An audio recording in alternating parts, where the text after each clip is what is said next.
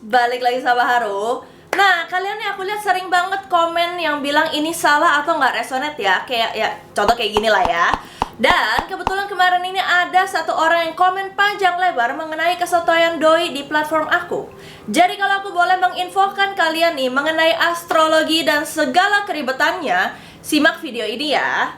Meski aku bukan profesional astrologer, tapi aku ada belajar juga kok basic astrologi buat profiling klien dan acara sosial. Ya, hitung-hitung aja kita sama-sama belajar ya. Ngelanjutin post singkat yang aku pernah jelasin di Instastory belum lama ini, biar kalian juga nggak salting kalau salah baca sifat teman kiri kanan kalian di public. Tapi sebelum kita lanjut ke topik utama, jangan lupa untuk subscribe channel aku, like video dan nyala notifikasi kalian. Enjoy the show. Oke guys, jadi sekarang kita ini akan masuk pengenalan dari muka asli astrologi yang gak akan aku kupas semua ya. Tapi ini bagian-bagian yang penting untuk kalian mengerti apa sih sebenarnya zodiak-zodiak itu yang sering diomongin. Hah? Apa sih? Ngetren banget ya, tapi jujur nih, emang berguna sih. Nah, ini penting guys, tonton terus ya sampai habis karena nanti aku akan jelasin ke kalian gimana sih caranya kalian bisa ngecek 3 hal paling penting untuk baca sifat. By the way, perlu diingat juga ya, pengetahuan kalian mengenai zodiak ini tergantung dari pengalaman kalian masing-masing juga.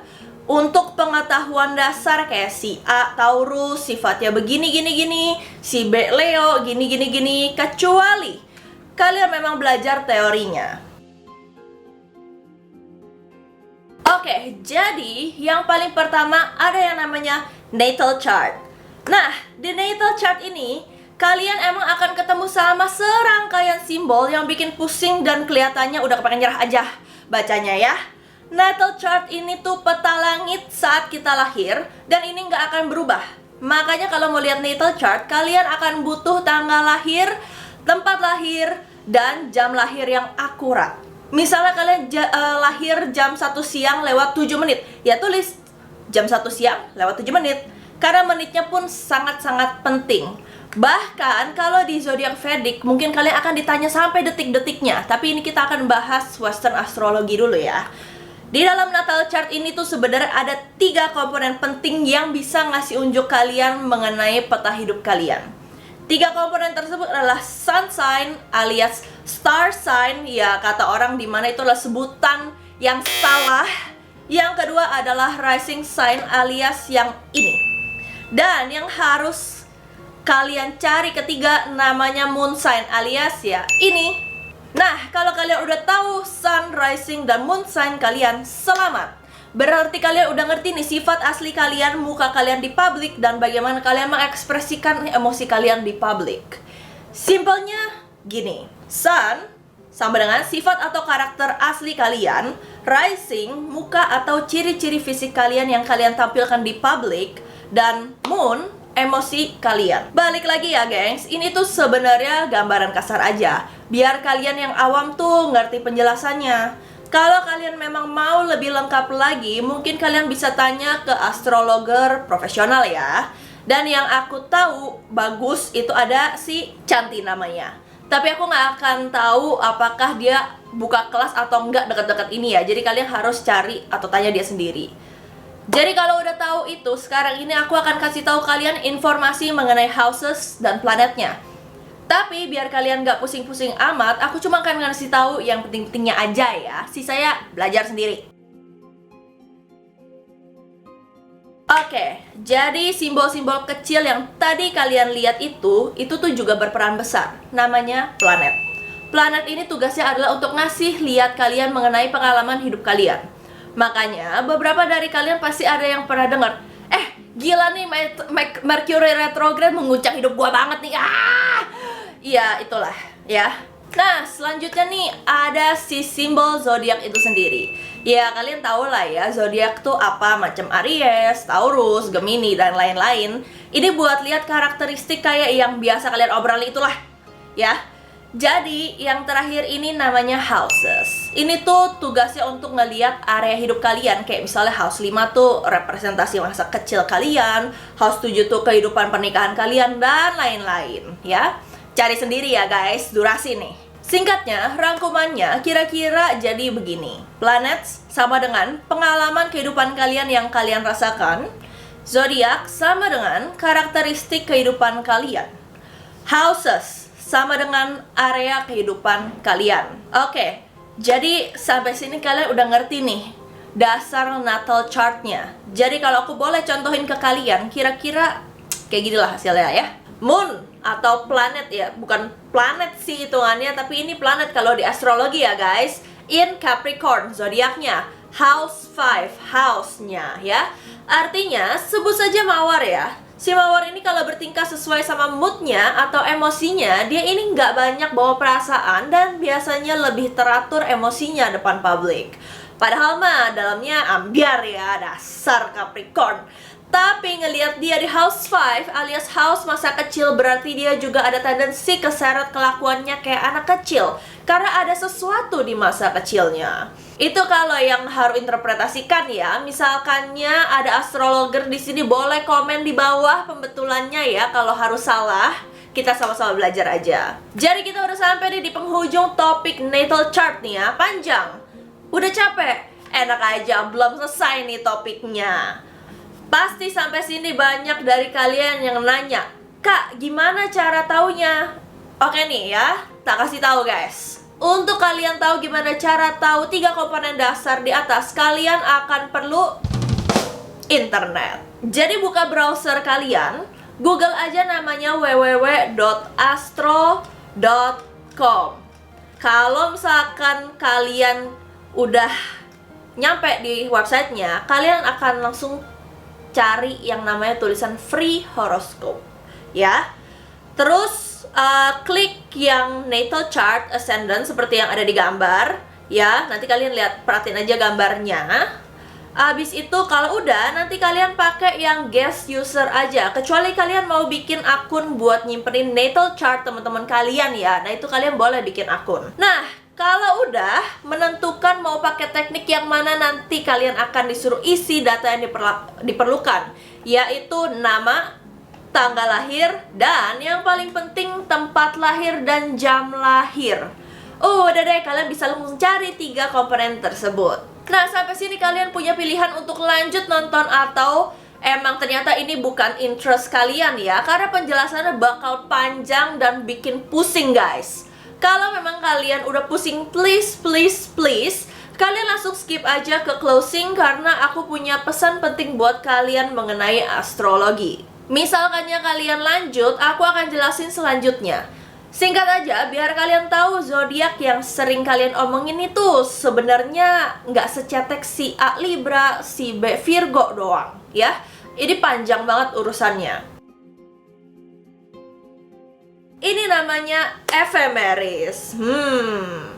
Ya, pusing ya ngelihatnya ya. Apa nih, tabel apa nih gitu kan. Pas aku ambil course singkatnya dan mentorku ngasih lihat table yang bikin sakit mata ini, aku ngebatin, apa gue pura-pura mati aja ya di kelas ya. Jadi intinya ephemeris ini adalah table atau alat untuk menghitung semua yang ada di natal chart secara manual guys. Dan di pelajaran ini juga aku belajar kalau ternyata zodiak itu bisa geser guys. Contohnya begini.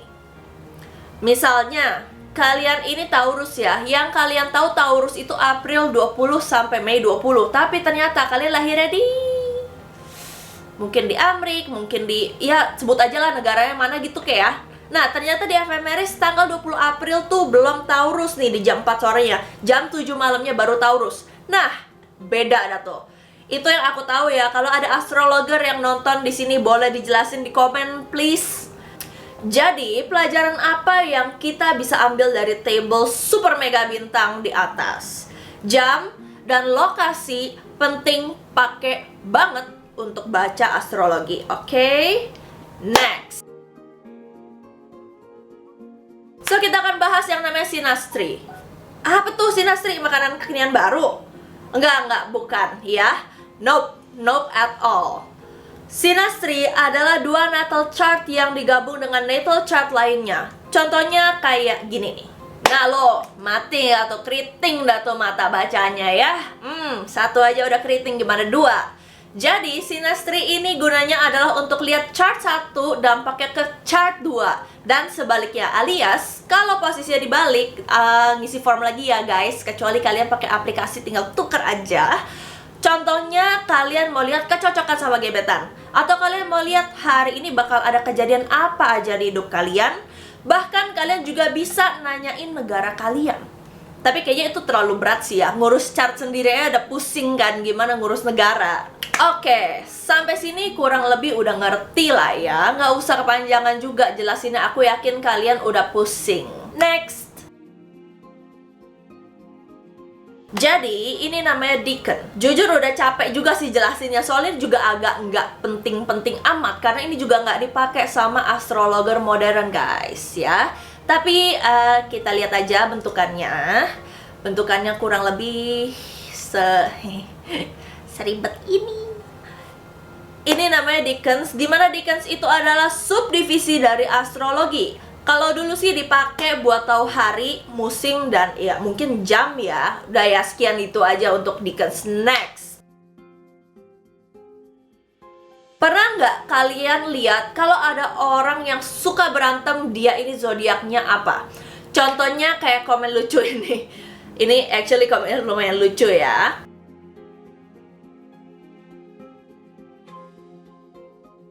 Nah, ini tuh namanya cusp dan ini cukup kontroversial ya, karena tergantung banget sama apa yang orang percaya. Mau tradisional atau modern, ini benar-benar tergantung orang mau percaya cusp apa enggak. Konon, cusp itu katanya orang punya 2 karakter zodiak. Misalnya ada orang lahir tanggal 20 April yang which is 20 April itu sebenarnya udah Taurus, gengs. Balik lagi sama letak geografis kelahiran orang ya yang kita jelasin di atas ya. Nah, tapi kelakuannya kayak Aries. Ya berarti emang dia masih kena pengaruh Aries di beberapa planetnya. Itu bisa jadi gitu. Oke, kita udah mau kelar nih bahasannya. Sabar ya. Nah, ada satu lagi nih dan udah pernah dibahas. Zodiak ke-13 itu hoax ya, dan gak dipakai sama astrologer manapun. Nah, ini topik terakhir sebagai penutup video yang panjang ini ya. Yang kalian lihat di atas itu tuh cuma sekitar 10%-an dari Western astrology. Ada lagi namanya Vedic astrology yang bacaannya bisa jauh lebih sadis daripada 10% yang kalian udah pelajarin tadi. Dan ini dipakai orang India. Bahkan dikatakan Vedic astrologi saking ngerinya mereka bisa dipakai untuk melihat potensi kecelakaan, mental illness, dan kejadian-kejadian lainnya. Vedic pun bahasanya khusus karena dipakai sama orang India ya. Tadi aku udah ngomong juga, contoh chartnya ya kurang lebih kayak beginilah ya.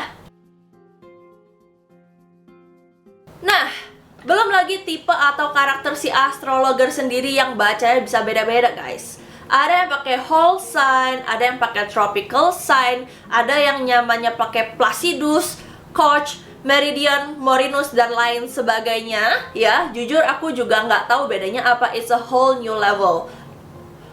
Dan menurut aku kayak cuma beberapa orang aja sih yang caranya beda-beda. Karena setiap kali aku ke astrologer nih ya, teman-temanku itu kamu pakai tipe apa nih natal chartnya? Wah, itu aku udah nggak ngerti sih. Coba bisa kasih lihat aja jujur ya.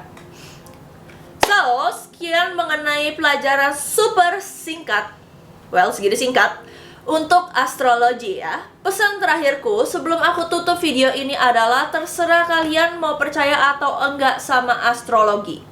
Now that you know 10% of the whole thing about it, dan sedikit penjelasan mengenai kenapa sih kalian tuh suka nggak nyambung atau resonate sama zodiak. Kayak misalnya si A Aquarius tapi kelakuannya nggak ada akhlak kayak Aries ya. Berarti kalian harus lihat dulu dalam-dalamnya alias si natal chartnya. Itu pun kalian harus ngerti semua yang aku jelasin mengenai natal chart di atas, khususnya planet dan zodiaknya letaknya di house mana. Buat kalian yang sering menyepelekan, aku cuma mau bilang kalau ilmu ini udah bertahan jauh dari sebelum kakek nenek buyut kalian lahir. Alias sudah ribuan tahun dan ilmu ini bertahan dan dipakai sampai sekarang. Have some respect. Aku cuma ngomong itu aja. Aku nggak maksa kalian untuk belajar juga. Tapi jujur ilmu ini emang kepake untuk sebagian besar orang. Baik yang benar-benar terjun belajar atau hanya sekedar untuk ice breaking sama orang baru. So, dengan ini aku tutup videonya ya. Kalau misalkan kalian ada yang mau cara reading sama aku, boleh langsung cari aku di Instagram aja ya. Gampang banget @tarotbyharu. Semua info yang kalian butuhkan ada di Instagramku. Thank you for watching guys. See you in the next video. Mwah.